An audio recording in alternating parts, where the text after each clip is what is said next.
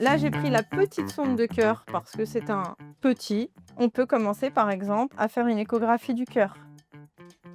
Là, on fait l'échographie du cœur. On peut regarder à plusieurs endroits pour examiner toutes les structures. Bonjour à tous, bienvenue dans cette nouvelle vidéo YouTube. Aujourd'hui, un thème qui est, je pense, assez intéressant et en plus, forcément, vous connaissez cet objet parce que vous avez sans doute déjà fait cet examen en cabinet de radiologie ou même chez le gynécologue pour les mamans qui ont déjà été enceintes. Stéphanie, aujourd'hui, Madame Échographie au SMUR, c'est notre médecin qui en fait régulièrement, qui a formé l'équipe, qui adore en faire. Ce que je vous propose, c'est qu'on monte dans l'UMH, dans l'ambulance, pour qu'elle nous montre un peu ses échographies et surtout nous expliquer en quoi cela consiste en SMUR. Et ben c'est parti. On te suit, Steph. Merci beaucoup Stéphanie d'avoir accepté cette invitation. J'ai plein de questions à te poser. On a eu énormément de questions en commentaire sur nos vidéos, notamment sur ce sujet-là qui intéresse les gens, l'échographie. Déjà, est-ce que tu peux, peut-être pour commencer, nous dire en quoi consiste une échographie? Alors, une échographie, c'est un examen d'imagerie qui est basé sur les ultrasons. En gros, les ultrasons traversent le corps et se réfléchissent de manière différente selon les structures et du coup ça permet d'avoir à l'écran une image des organes à l'intérieur du corps, donc ça permet d'explorer la majorité, quasi le corps entier. Et toi tu t'es formé en échographie il y a longtemps, pourquoi tu l'as implémenté au SMUR? C'est quoi un peu ta réflexion sur ça? Alors moi j'ai adoré l'écho dès mes études de médecine, justement pour cette capacité avec un appareil simple et disponible tout de suite au pied du patient de visualiser l'intérieur du corps directement et immédiatement. Et je me suis formée petit à petit au cours de mes études et aussi au cours de mon travail au SMUR. L'écho au SMUR a été intégré dans les ambulances depuis une vingtaine d'années environ, voire même un peu plus pour les précurseurs, justement pour aider à la prise en charge des patients en urgence, sachant que c'est un matériel qui peut être transportable et amené jusqu'en extérieur, vraiment sur la zone de l'intervention. Super. Est-ce que tu peux justement nous montrer un peu le matériel que tu utilises au SMUR, déjà un peu rapidement, nous dire qu'est-ce que tu as à ta disposition quand tu es en intervention? Alors, au SMUR de Robert Debré, on a de la chance puisqu'on a 2 appareils d'écho. Donc le premier qu'on a acheté pour s'équiper, c'est celui-ci. En fait, alors je rappelle, il n'y a pas de conflit d'intérêt, c'est-à-dire qu'on n'est pas payé par les marques pour vendre un produit évidemment. C'est des choix qui ont été faits par concertation avec des appels de marché et c'est un des choix qu'on a fait d'utiliser ces marques-là. Mais évidemment, il y a j'imagine des dizaines de marques différentes. Donc évidemment, c'est pas l'objectif de la vidéo de faire de la promotion, mais on va vous montrer la vraie vie, notre matériel. d'ailleurs, on a 2 constructeurs différents, 2 marques différentes. Donc le premier qu'on a acheté, c'est un appareil qui est dit ultra portable, où toute la technologie est dans la sonde d'écho. Et en fait, on branche cette sonde d'écho sur une tablette, un portable, ce qu'on veut, et l'image est retranscrite sur la tablette. Donc c'est extrêmement pratique pour le préhospitalier parce que c'est très léger et très facile d'accès, très rapide. Sauf que il y a un petit mais, c'est que cet appareil a été conçu pour l'adulte et pour les tout petits enfants qu'on prend en charge, notamment les bébés et encore plus les prématurés, c'est un peu gros et un petit peu difficile de bien voir les structures. C'est pourquoi on a acheté quelques années plus tard un deuxième appareil d'écho plus gros. Celui-là, c'est un appareil portable et du coup qui est un peu plus encombrant, un petit peu plus difficile à manier, mais qui est beaucoup plus précis, notamment pour les nouveau-nés et pour le cœur des bébés. Ce que vous voyez, par exemple, on a une sonde pour explorer le cœur taille plutôt adulte, la même que l'autre. Et puis, on a une sonde beaucoup plus petite et mieux adaptée pour les bébés. Donc la spécificité en SMUR pédiatrique, c'est la taille des patients qui est hyper variable de quelques grammes à des fois une centaine de kilos. Du coup, d'où le fait d'avoir 2 appareils. Parce que dans les SMUR plutôt adultes, généralement, ils ont un appareil, j'imagine. Oui, ils ont un appareil qui est plutôt de ce type ultra portable, qui s'emmène vraiment très facilement à domicile des patients quand on va monter les escaliers ou c'est facilement transportable. Super. Et est-ce que tu peux justement nous donner un peu peut-être des exemples de situations où tu as fait des échographies et ça a été un peu décisif pour l'enfant, le patient que tu as transporté? Alors, ce qui est recommandé en préhospitalier, en SMUR, c'est l'écho, et c'est ça qui a fait que l'écho se généralise dans les SMUR, c'est l'écho dans le traumatisme. C'est ce qui a étendu l'utilisation de l'écho à travers le monde. L'intérêt, c'était de rechercher des saignements à l'intérieur du corps pour pouvoir orienter le patient patient qui a eu un traumatisme directement le plus vite possible au bloc opératoire, sans perdre de temps à faire un scanner, à passer aux urgences. Et donc, ça permet de sauver des patients. Ça a amélioré la survie des polytraumatisés.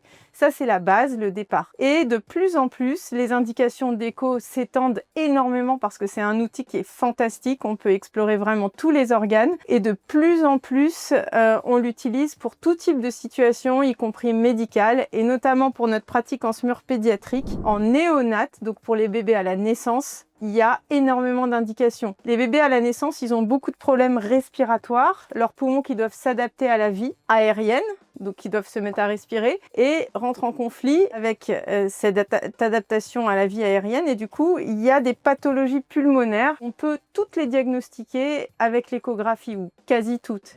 Donc ça nous aide beaucoup dans la thérapeutique. Il y a parfois des malformations des bébés à la naissance qui ont été vues ou pas vues, parfois, à l'échographie obstétricale. Donc l'échographie peut nous aider. Et puis l'écho peut nous aider aussi pour les gestes techniques. Par exemple, repérer une veine quand on a eu du mal à perfuser l'enfant, exsuffler un pneumothorax quand on a vu une complication pulmonaire. Ok, donc un pneumothorax, c'est quand il y a de l'air qui est entre le poumon et la membrane et qui empêche du coup le bébé de respirer. Effectivement, le geste, c'est d'exsuffler, de retirer cet air, et l'échographie permet de faire le diagnostic et même parfois de savoir exactement où insérer l'aiguille. Donc c'est hyper intéressant. Hyper intéressant. Et ça sécurise aussi le geste. Et je rebondis aussi sur ce que tu disais pour les veines. Voir les veines à l'échographie, ça permet de favoriser, de faciliter l'accès veineux de l'enfant, qui est parfois difficile, notamment chez les tout bébés. Et nous, aux urgences, on l'utilise quotidiennement pour faire ça. Si tu veux, je vais te parler de quelques patients pour lesquels l'écho a vraiment amélioré la prise en charge et a permis même à ce moment-là de les sauver, puisque nous a aidé pour le diagnostic ou la réorientation du patient. Donc le premier dont je veux te parler, c'est pas moi qui l'ai vu,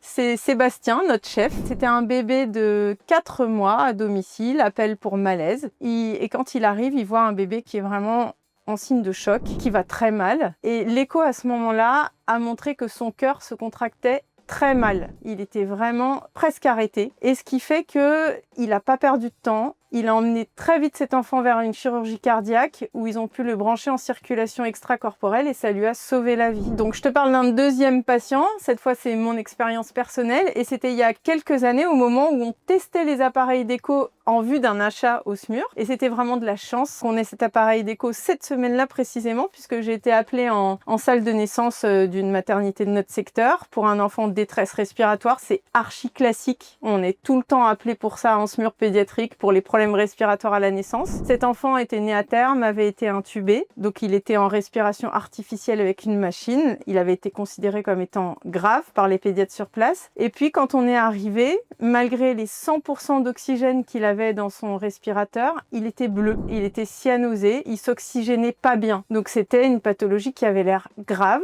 mais peut-être pas respiratoire. Et c'est là où l'échographie m'a énormément aidée, c'est qu'en fait, c'était pas le poumon qui allait mal, c'était le cœur qui avait une malformation grave qui s'appelle une transposition des gros vaisseaux, qui fait que les 2 gros vaisseaux à la sortie du cœur n'étaient pas branchés sur les 2 bons ventricules, ils étaient inversés, ce qui fait qu'il pouvait pas s'oxygéner. Son cœur travaillait en circuit fermé. Et ce diagnostic a permis de lui sauver la vie, puisqu'on a pu mettre un traitement d'urgence pour cette situation et surtout l'amener à l'endroit où il a pu avoir son intervention de réparation, qui s'appelle le switch, quelques jours plus tard, qui a permis de remettre les 2 gros vaisseaux dans le bon sens et de lui sauver la vie. Ouais, ce qui est intéressant en fait, c'est pour les personnes qui nous regardent, c'est l'orientation du patient, elle est cruciale. Comme tu le disais Stéphanie, si on dépose, alors c'est le mot qu'on utilise, déposer un patient dans la mauvaise structure et qu'après le diagnostic est fait dans la mauvaise structure, il faut retransférer le patient, ce qui est des fois des transports qui sont quand même dangereux parce qu'une ambulance de SAMU ça bouge et ça peut rendre l'enfant encore plus instable, situation encore plus dangereuse pour le patient et surtout ça va faire une perte de temps pour lui. Donc déposer le patient au bon endroit finalement, c'est quelques minutes de perdu entre guillemets en faisant l'échographie, mais après ça peut être des heures voire des jours de gagné pour le patient et surtout pour sa survie. Donc je pense que c'est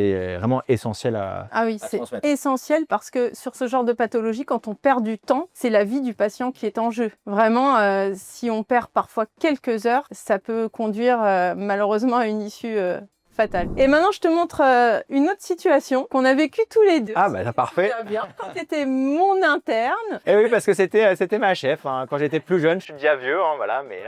il y a quelques années. Cette fois, c'était une situation un peu plus classique de néonatologie, une détresse respiratoire à la naissance d'un bébé, dans une maternité où il n'y avait pas de réanimation. Donc l'enfant respirait mal, était vraiment fatigué, avait besoin d'oxygène. Et grâce à l'échographie, tu as pu diagnostiquer qu'il y avait un pneumothorax, c'est-à-dire que le poumon s'était décollé de la paroi, il y avait une poche d'air qui l'empêchait de se ventiler. Et dans ces cas-là, ce qu'il faut faire quand l'enfant a du mal à respirer, c'est de faire une piqûre pour enlever la poche d'air qui le gêne. Ça s'appelle une exsufflation. Et grâce à l'échographie, tu as pu préciser le pneumothorax, voir que c'était nécessaire de l'exsuffler, c'était un pneumothorax de grande taille. Et ensuite, tu as fait l'exsufflation avec une aiguille, tu as enlevé l'air et l'enfant s'est bien amélioré. Un truc que je voulais te poser comme question, et notamment pour souligner l'avantage de l'échographie, c'est que c'est quand même un examen qui est souvent les parents ont peur que ça soit, que ce soit dangereux pour l'enfant, mais il faut le préciser, c'est quand même un geste qui est anodin, qui n'entraîne pas de radiation comme une radio.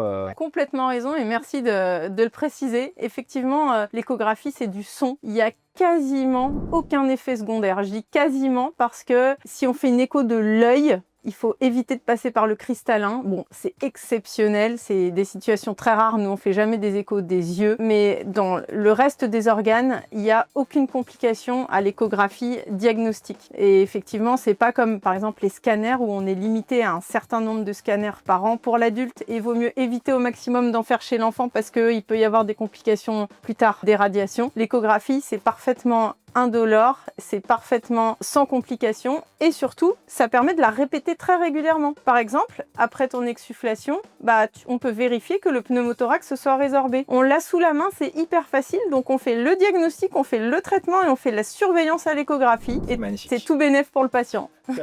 Alors, je peux vous donner une dernière situation où je fais régulièrement de l'échographie. Ça n'a pas d'intérêt pour le traitement des patients, mais ça l'aide notamment pour la prise en charge de sa douleur. C'est l'échographie dans les fractures. Effectivement, dans une fracture, il faut faire une radio. C'est ce qui permettra ensuite de faire le traitement. Nous, en SMUR, on n'a pas de radio. Et quand on arrive chez un enfant qui est fracturé, de voir la fracture à l'échographie, ça lui permet de connaître son diagnostic et ça a une action sur sa douleur. Quand on voit ce qui ne va pas dans son corps, ça diminue l'anxiété. Et en même temps, ça permet aussi à l'entourage de savoir, oui, il y a déjà la fracture, on l'a vu, on va aller à l'hôpital, on va soigner cette fracture. Je te montre cet exemple d'un patient qui s'était blessé au foot. Il était grand, il avait 15 ans et il s'était percuté en courant, il s'était percuté le bras gauche contre un autre joueur. Il a entendu un crack. Et ce patient-là, pour lui faire son écho, on met énormément de gel. Parce que tu sais qu'entre la sonde et le membre, il faut mettre du gel, sinon les ultrasons ne passent pas dans l'air. Donc on met énormément de gel pour ne pas blesser la personne. Et ensuite, on peut suivre toute la ligne des os